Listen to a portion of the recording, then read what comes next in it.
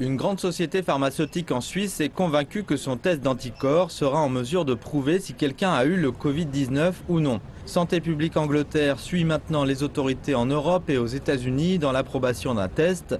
Ils sont désireux de donner aux travailleurs de la santé et des soins. Il est certain que c'est quelque chose qui va tout changer, parce que cela pourrait nous permettre de faire des choses, au vu du confinement récent, qui ne seraient pas possibles autrement. Je pense que la deuxième partie de votre question portait sur la quantité.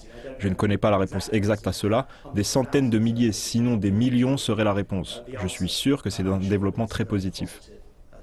Il est important d'augmenter le nombre de personnes qui peuvent avoir une immunité contre l'infection. Cela pourrait aider beaucoup à décider quand ils retournent au travail. Surtout sur le système de transport habituellement emballé qui fonctionne à Londres. Contrairement à beaucoup d'autres villes en Grande-Bretagne, voyager en voiture n'est généralement pas une option viable, ce qui oblige des centaines de milliers à voyager de près ensemble.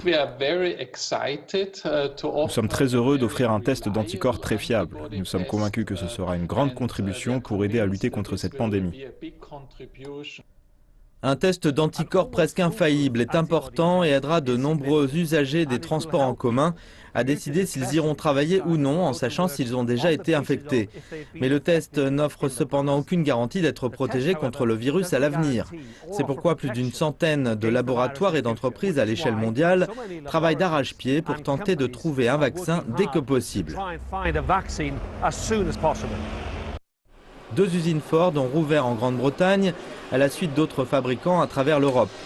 Certains petits entrepreneurs fonctionnent d'une manière différente. Peter Brown, qui a une entreprise de brassage de bière dans l'est de Londres, a décidé, comme les clients ne venaient pas à lui, de leur livrer ses produits à domicile.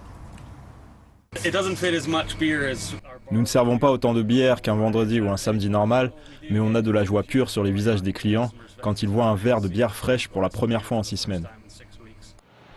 Dans toute l'Europe, la productivité a fortement chuté en raison des blocages, mais cette semaine au Royaume-Uni, de plus en plus de travailleurs de la construction étaient de retour au travail. De nombreux sites n'ont jamais complètement fermé et avec une grave récession attendue, le gouvernement voudrait que plus de gens aillent travailler si les risques peuvent être considérablement réduits.